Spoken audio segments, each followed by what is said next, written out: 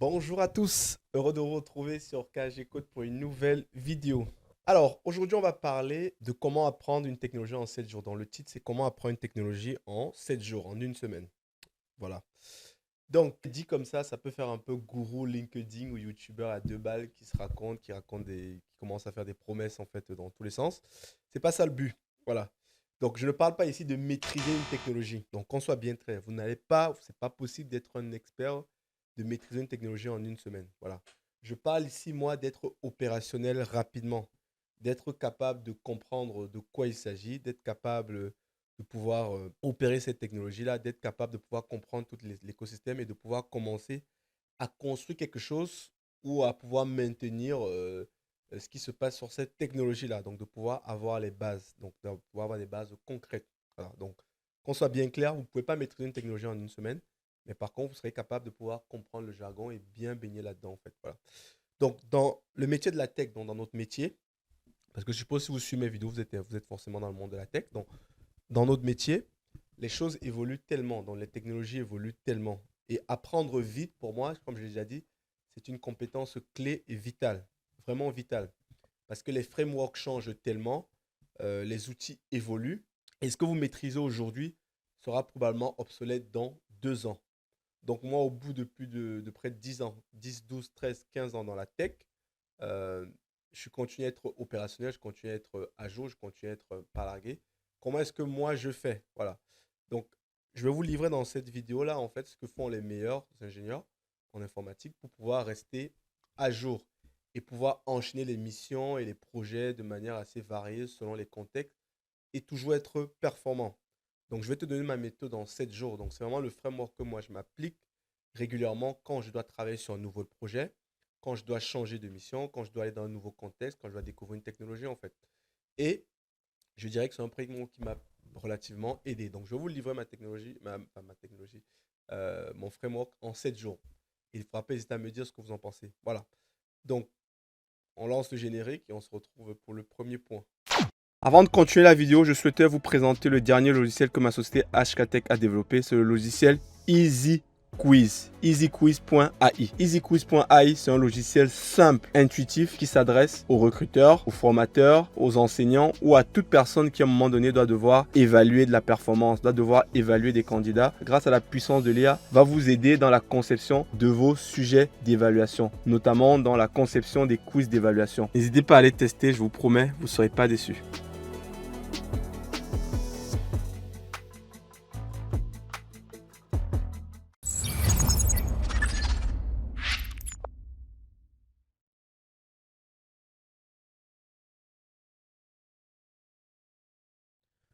On démarre donc avec le jour 1. Donc, qu'est-ce que moi je fais le premier jour? Le premier jour sur la techno que je ne connais pas. Donc, le premier jour, je ne code surtout pas. Quand je dis je code, je ne pianote surtout pas sur la technologie.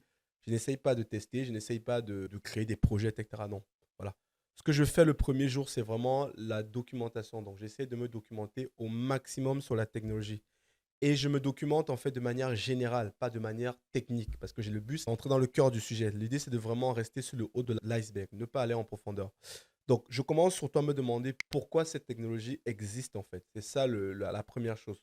Pourquoi cette technologie existe? Pourquoi les clients utilisent cette technologie-là? Pourquoi on en parle? Pourquoi, voilà. C'est quoi le leitmotiv de cette technologie-là? C'est quoi son ikigai? Voilà. Donc, j'essaie de me savoir pourquoi, c'est quel problème ça résout notamment. Donc, parce que si une technologie existe dans la tech, tout ce que vous voyez comme technologie qui existe, ça pour une raison, c'est pas juste pour faire joli, c'est que ça résout souvent un problème. Dans la première question, c'est ça.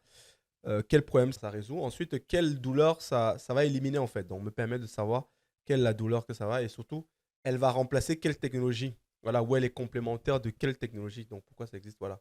Donc, par exemple, si on prend le cas de Docker.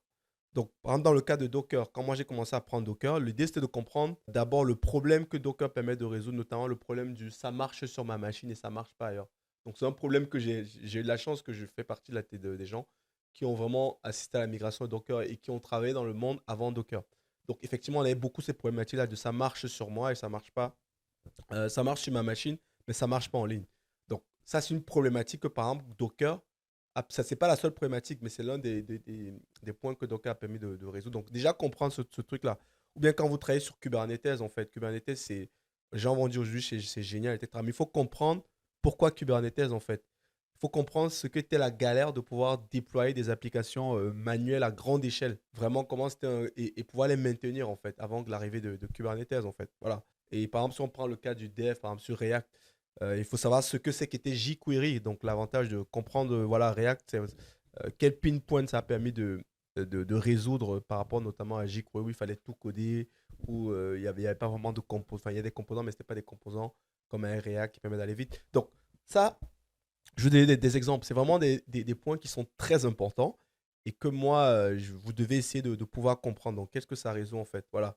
Donc, le piège que les débutants vont souvent faire, c'est ce que j'ai remarqué souvent, c'est que dès le premier jour, dès les premières heures sur la techno, ils veulent déjà commencer à les pianoter. Ils savent même pas, ils n'essayent même pas de comprendre ce que cette technologie-là va apporter, ce qu'elle va vraiment résoudre. Elle va commencer à pianoter. Donc, il faut important, je vous conseille ça, la première journée, essayez de focus pour essayer de comprendre le comment, le pourquoi, avant de donc comprendre le pourquoi avant le comment. Voilà. Donc pourquoi ça existe avant d'essayer de comprendre comment est-ce qu'on pianote tous ces outils-là. Donc ça, c'est ce que je fais le premier jour. Maintenant, après le premier jour, je n'ai pas mis un volume horaire parce que moi, en général, quand je démarre sur une nouvelle technologie, il y a 7 heures de travail et je vais peut-être prendre la première journée. Je travaille peut-être 4 heures, 8 heures, 10 heures, ça dépend de la techno. Donc, la première journée, c'est ça qui doit être votre objectif. Comprendre la technologie, ce qu'elle permet de résoudre comme problématique, en fait. Voilà. Donc ça, c'est le premier jour.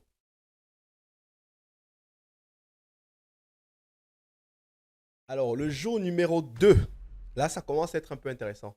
Dans le jour numéro 2, je vais maintenant un peu plus sur la doc, de manière la doc officielle. Donc, je vais commencer un peu à lire la doc technique. Donc, je ne suis plus dans le général, je commence à rentrer dans la doc technique. Voilà.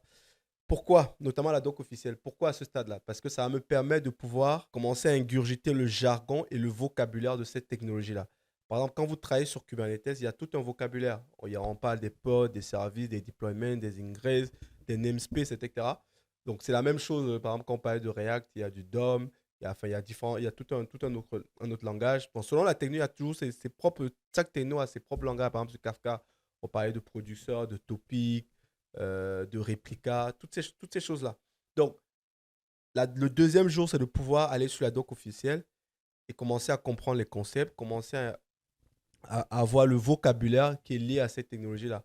Donc, ça va permettre en fait de pouvoir commencer à poser les bases pour pouvoir comprendre avec les bons termes en fait ce que ça traite et à quoi ça correspond encore. Et à ce niveau-là, j'insiste vraiment, il ne faut toujours pas coder même le jour 2. Ne commence pas encore à aller installer les setups, à faire. Tu restes toujours dans la documentation.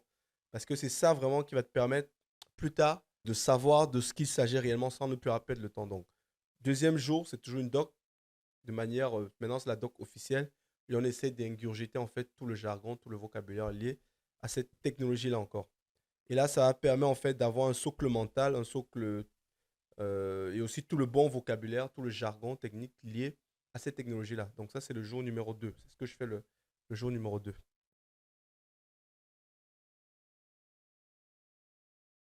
Alors, la journée numéro 3, donc on y est. Voilà. Donc, j'ai les concepts généraux, c'est-à-dire je comprends pourquoi cette technologie-là a été créée.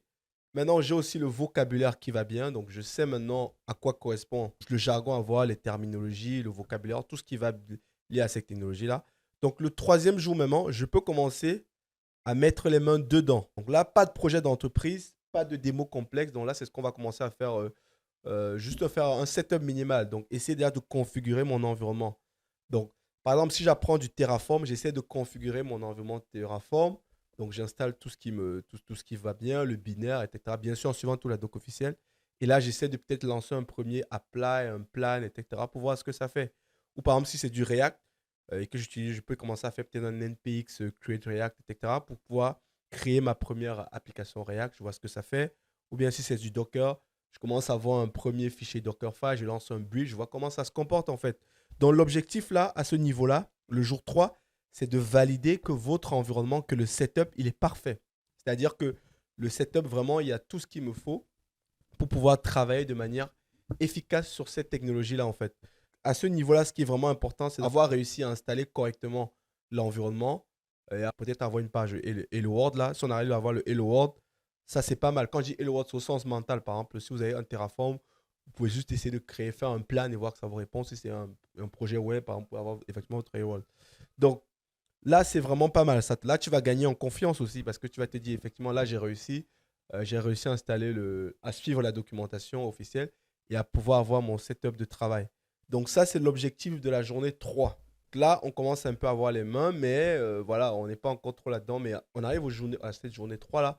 Ça veut dire qu'on a validé certains prérequis, notamment sur l'install. On a tout ce qu'il nous faut, on a compris les dépendances, etc. Et ça, c'est pas mal. Donc, ça, c'est la validation du jour 3.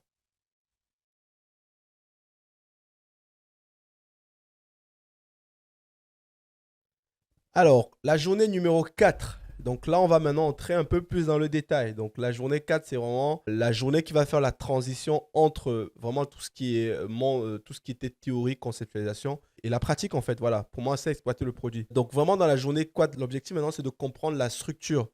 Comment sont structurés, par exemple, les fichiers, etc. Comment ça s'organise, quels sont les points d'entrée, les patterns de base. Donc vraiment avoir toute cette notion-là. Par exemple, si vous travaillez sur du Flask, savoir comment est-ce qu'on crée la différence entre les routes, les modèles, votre ORM. Ou bien si vous faites du React, c'est de comprendre les composants, les probes, les states, les rendus.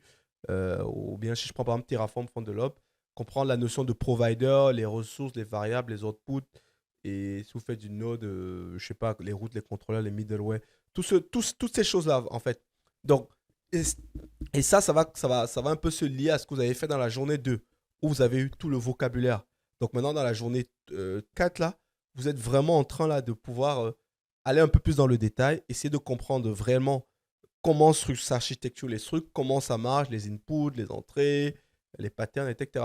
Donc ici, là, moi, je conseille souvent, moi, c'est ce que je fais souvent. J'essaie toujours d'avoir un petit carnet de notes. Donc maintenant, vous pouvez le faire aussi en ligne, mais moi, de manière, moi, c'est ma façon de travailler. J'ai gardé, c'est un historique. J'ai toujours un cahier, en fait, quand j'apprends une techno, où je me note de manière papier. Je suis un informaticien, ça peut faire bizarre de se dire que pourquoi tu ne notes pas sur un bloc-notes, etc. Mais moi, de manière, enfin, je mémorise beaucoup plus facilement quand j'écris, en fait. Voilà. Donc j'ai mon carnet où je vais commencer un peu à noter, etc. Je vais même faire des petits schémas pour essayer de voir les relations entre différents trucs, que ça c'est l'entrée, ça c'est la sortie. Bon, ça c'est moi, après vous pouvez faire comme vous voulez.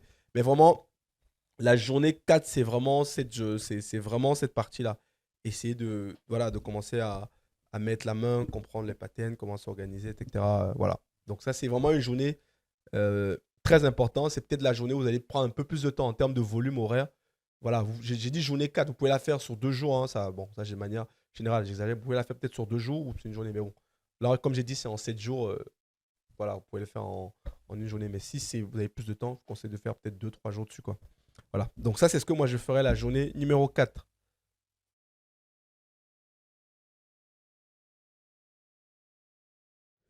Donc maintenant, la journée numéro 5.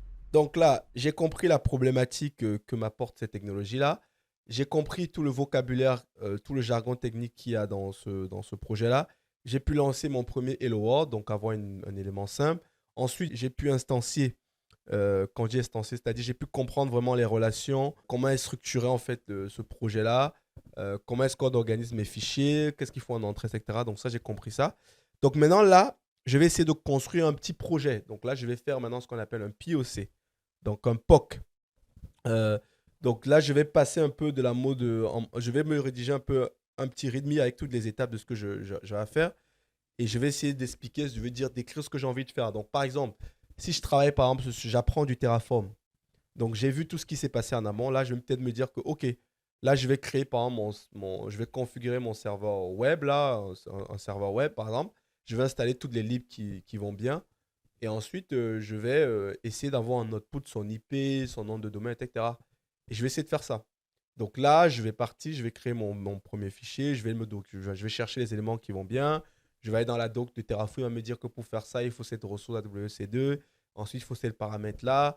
Je vais pouvoir jouer. Par exemple, dans un cas, je vais mettre la clé. Dans un autre cas, je ne vais pas mettre la clé. Je vais voir comment me authentifier. Je vais lancer l'apply. Ensuite, je vais me le détruire, etc. Donc, c'est vraiment cette partie-là qui est vraiment importante, quoi. Donc, c'est pareil, on va passer beaucoup de temps là. Et c'est vraiment crucial. Donc, pourquoi est-ce que c'est crucial cette étape-là, en fait? Parce que ça va permettre de vraiment entrer vraiment dans le vif du sujet. Là, on va commencer à avoir des problématiques du style ça ne marche pas. On va voir des docs. On va suivre peut-être un tutoriel, une doc. Ça va peut-être pas marcher. Et là, on va commencer voilà, à aller chercher l'information, peut-être aller sur Stack Overflow, etc. Voilà.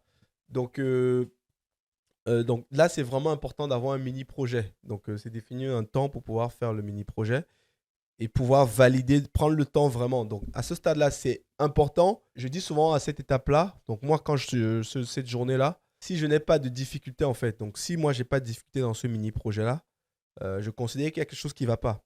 Donc, si ça marche du premier coup, etc., ça veut dire que soit j'ai pas fait d'effort intellectuel de réfléchir, c'est-à-dire j'ai peut-être pris un truc qui était déjà tout fait, j'ai juste ingurgité. Mais là, je m'efforce vraiment à essayer de faire moi-même, à pouvoir me casser les dents avant d'aller chercher l'information. Donc, avoir un mini projet le jour 5.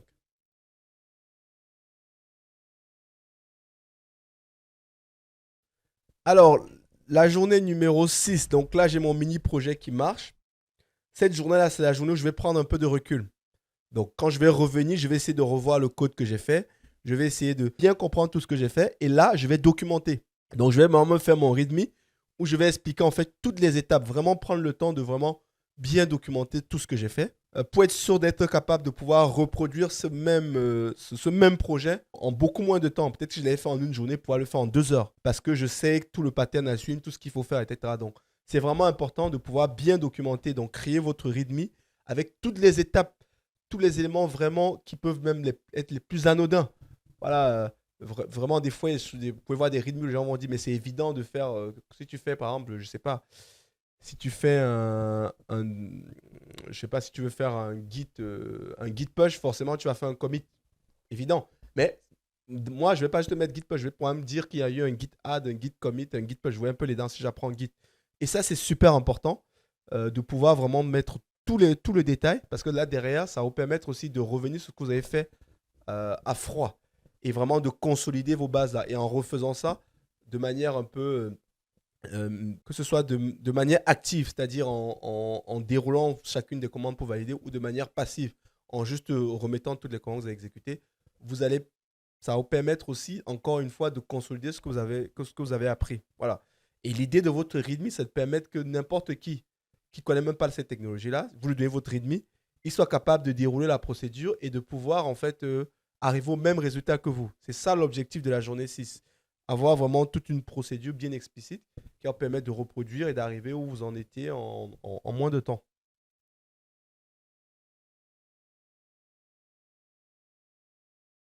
Alors, la journée 7, donc la dernière journée, là, je vais prendre du recul et je vais explorer un peu l'écosystème. Donc là, je vais élargir ma vision. Donc, par exemple, si j'ai appris Kubernetes, je sais comment Kubernetes marche.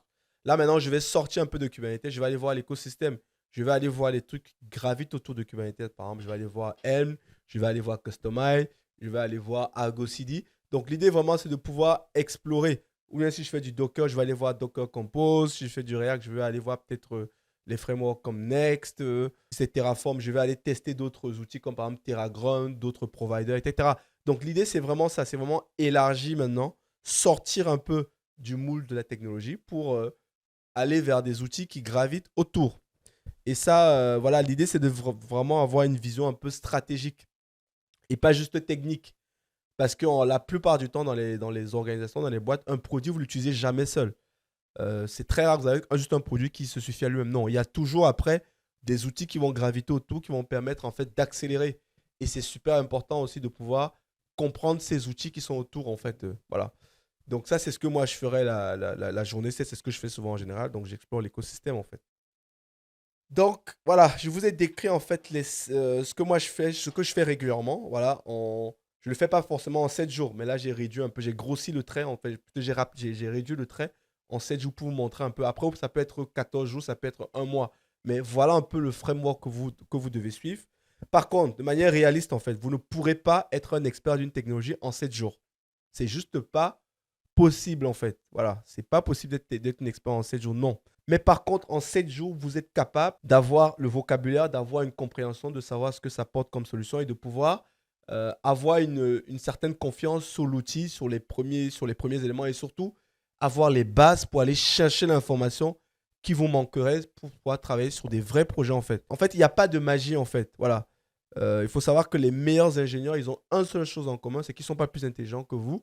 Mais par contre, c'est des gens qui sont assez méthodiques et qui savent s'organiser pour pouvoir bien monter en compétence sur des technologies et pouvoir être à l'aise là-dessus au bout de quelques années en fait. C'est ce que moi j'ai rencontré, c'est ce qu'il y a de points communs aussi avec ces meilleurs ingénieurs là. Et c'est un framework en fait que moi j'utilise aussi, comme je l'ai dit, et qui pourra peut-être vous aider, surtout si vous êtes débutant, surtout vous ne savez pas par où demander.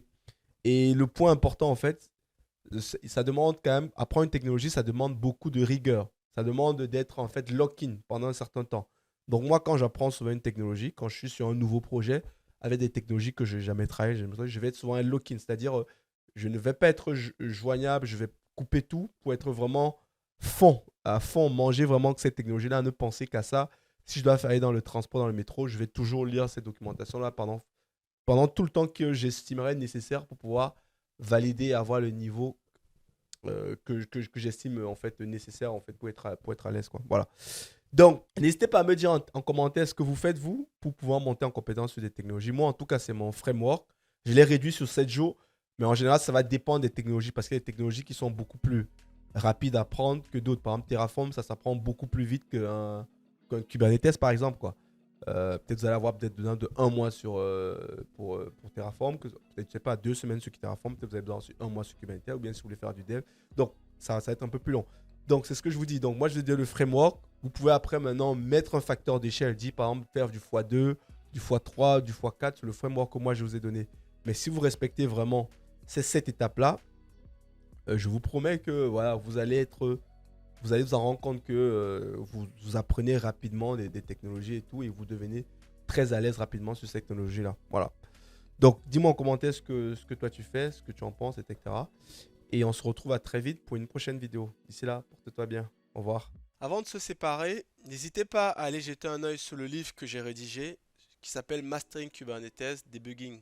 Donc c'était un livre que j'ai développé j'ai commencé à écrire ça en début d'année. Donc ça m'a pris 6 mois pour rédiger ce livre-là, dans lequel j'ai concentré en fait mes 7 années d'expérience à gérer des clusters Kubernetes tout seul, comme je l'ai dit précédemment.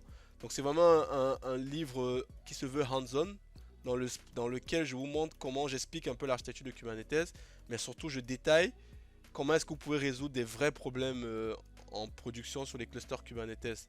Donc n'hésitez pas à aller jeter un œil, c'est disponible sur Amazon. Donc n'hésitez pas à aller l'acheter, à le tester et me faire des retours en fait. Donc c'est vraiment un livre sur lequel j'ai mis en œuvre tout mon savoir-faire sur Kubernetes.